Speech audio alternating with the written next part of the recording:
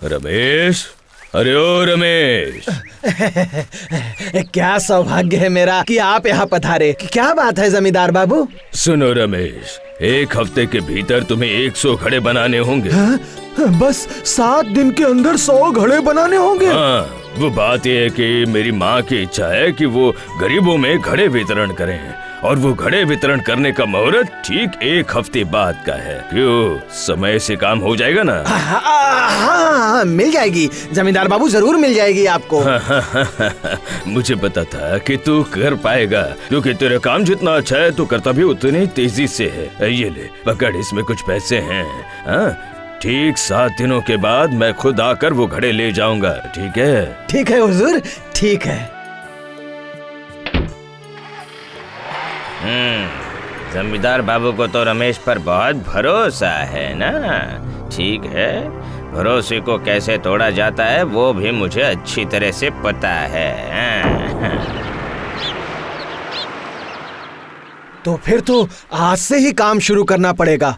आखिर 7 दिनों में 100 घड़े जो बनाने हैं। जाता हूँ, जल्दी से मिट्टी खरीद कर ले आता हूँ।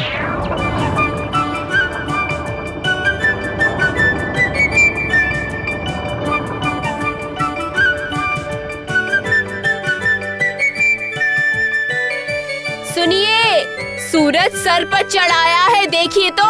आप खाना कब खाएंगे? बस आ ही रहा हूँ। वो 1 हफ्ते में 100 घड़े बनाने का काम मिला है ना, इसलिए थोड़ी हड़बड़ी कर रहा हूँ, समझ रही हो? अरे वाह, एक ही दिन में इतने सारे बना दिए आपने। हाँ रीता, दिन रात एक करके काम करता हूँ। 1-2 दिन में ही हाथ के काम खत्म कर लूंगा। उसके बाद सूखने में, आग में पकाने में और 2 दिन लग जाएंगे। तो फिर जल्दी ये काम खत्म कर कर अंदर आ जाइए, मैंने खाना तैयार कर दिया। और इंतजार नहीं करना पड़ेगा, चलो मैं आता हूँ।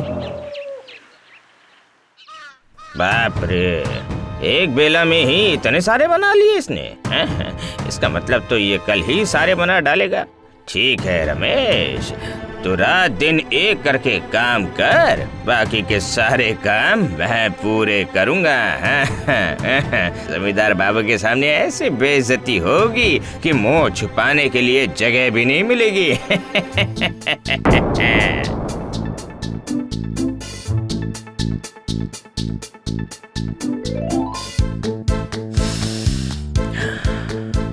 क्या बात है हरी, बहुत अच्छी खुशबू आ रही है। आज क्या बना रहे हो? अरे आज बना रहा हूँ मछली के सर वाली मूंग की दाल। अरे ये तो तुम्हारा बहुत ही अजीब शौक है। कभी कभी अच्छा खाना बनाना और लोगों को बुलाकर खिलाना। सच कहूँ तो उस दिन तुम्हारा खाना खाकर मैं और मेरी पत्नी बहुत खुश हो गए, वाकई में। असल में पेशे से हलवाई हूँ ना, और बहुत दिनों तक विदेश में काम करने के बाद अपने गांव लौटा हूँ। हाँ, बस इसीलिए कभी कभी 1-2 लोगों को बुलाकर खिलाने का मन होता है, और कुछ नहीं, बस यही बात है। वो मैं ये कह रहा था कि एक दिन रमेश को भी तो खाना बना कर खिला सकते हो ना? रमेश को? हाँ, वो मैं तुम्हारे खाने की बात कर रहा था तो वो थोड़ा उदास हो गया। ठीक है, कल ही उसे खाने का न्योता दे आता हूँ मैं, ठीक रहेगा ना? वाह वाह, ये तो बहुत अच्छी बात है, पर ये बात मैंने तुमसे कही है, ये उससे मत बताना। तो ठीक है। अरे ना, मैं कोई पागल थोड़े ही ना हूँ। चलो मैं चलता हूँ। हाँ, ठीक है।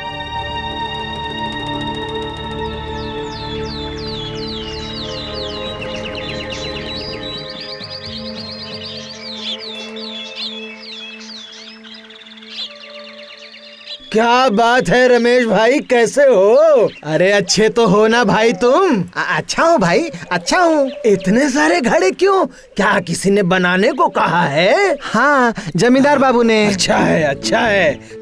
मैं वो कहने आया था कि आज रात को मेरे घर में तुम लोगों का न्योता है। तुम्हें तो पता ही है कि कभी कभी अपने जान पहचान के लोगों को निमंत्रण देकर अपने हाथों से खाना खिलाना मुझे बहुत बहुत अच्छा लगता है। ये मेरा शौक है। ठीक है, हम आ जाएंगे।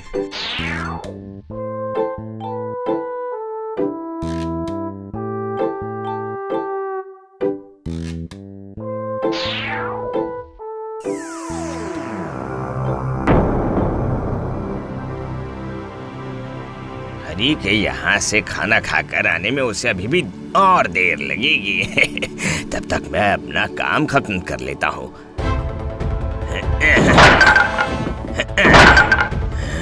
अब देखता हूँ बचे हुए कुछ दिनों में तू और 100 घड़े कैसे बना लेता है।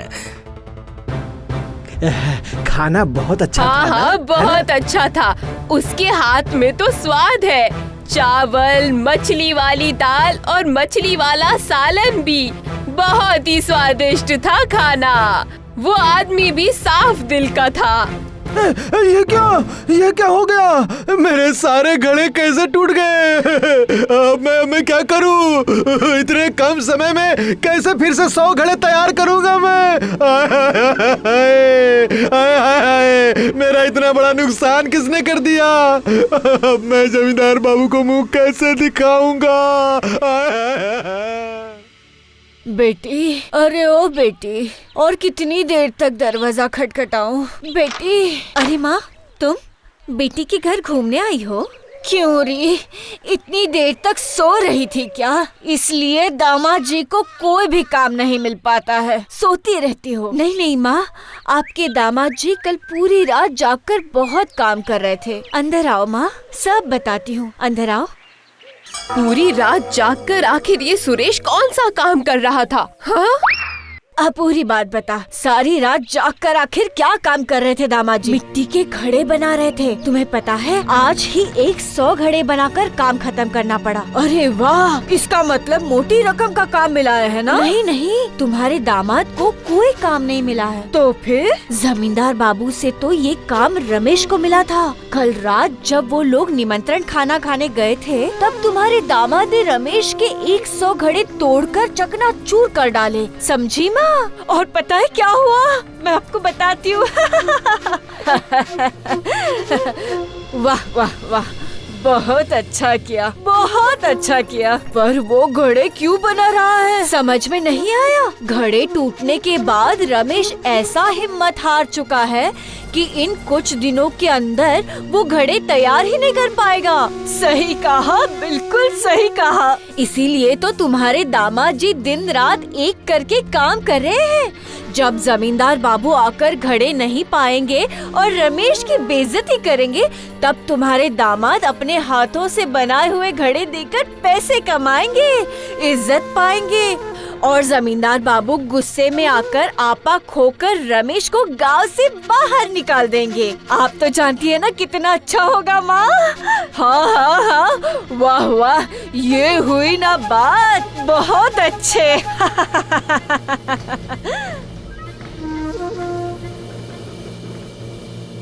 सर पर हाथ रखकर बैठे मत रहिए, आप कुछ करिए। आपको फिर से नए घड़े बनाने पड़ेंगे, जल्दी उठ जाइए। चलिए चलिए, खड़े हो जाइए। कह रही हो इतने कम दिनों में फिर से 100 घड़े बना पाऊंगा? हाँ हाँ, अगर मन भी भर गया होगा तो भी करना पड़ेगा, करना ही पड़ेगा। मिट्टी खरीदने के पैसे कहाँ से लाऊं? ये लीजिए, ये सोने के कंगन लीजिए। इसे बेचकर जो पैसे मिले उससे मिट्टी खरीद लाइए और फिर अपना काम शुरू कीजिए।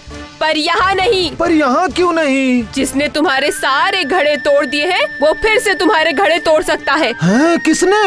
वही तुम्हारा घमंडी भाई सुरेश। सुरेश? हाँ हाँ, इसलिए कह रही हूँ, अभी जाइए और कहीं जाकर चुपचाप गुप्त रूप से घड़े बनाइए, जल्दी जाइए।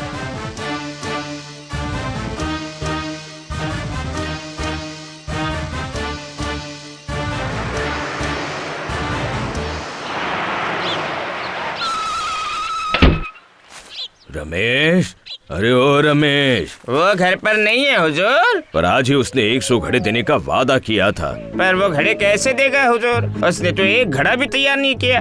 आपसे पैसे लेकर बस यूं ही यहाँ वहाँ घूम रहे। क्या कहा?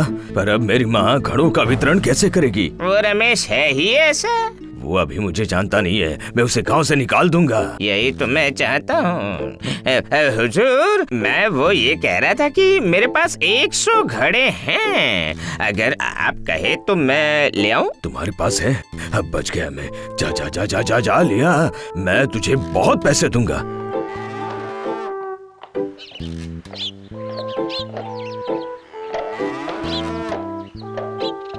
अरे ये क्या, ये रमेश आ गया। जमींदार बाबू, ये लीजिए आपके घड़े। हाँ? पर मैंने सुना तूने कुछ भी काम नहीं किया है। नहीं बाबू, मेरे पहले के बनाए घड़े ना इस सुरेश ने तोड़ डाले, इसलिए यहाँ से दूर जाकर मैं फिर से घड़े बना कर ले आया हूँ। क्या मैंने तोड़े हैं? तुम्हारे पास इसका कोई सबूत है? सबूत मैं हूँ सबूत। मैंने अपने कानों से तुम्हारी पत्नी और सास की बातें सुनी है, और अगर तुमने नहीं तोड़ा तो फिर जमींदार बाबू से बिना पैसे लिए तुमने 100 घड़े क्यों बनाए? बोलो, चुप क्यों हो? बोलो जरा। हाँ, बिल्कुल सही बात है। सुरेश, बता किसने तोड़े हैं? अगर सच नहीं कहा तो कड़ी से कड़ी सजा मिलेगी। तूने बताएगा या फिर अपने लोगों को बुलाऊं? नहीं हुजूर, अपने लोगों से मार मत खिलाइए मुझे, मैं स्वीकार करता हूँ। इस रमेश को सबक सिखाने के लिए मैंने ये काम किया था। दान, तू इतना बुरा है? ठीक है, तू लेकर आ अपने सारे घड़े। मेरे आंखों के सामने तू अपने हाथों से अपने सारे घड़े तोड़ेगा। मैं मर जाऊंगा हुजूर, मैं बिल्कुल मर जाऊंगा। तुझे कोई माफी नहीं मिलेगी, और यही है तेरी शैतानी की सजा। नहीं।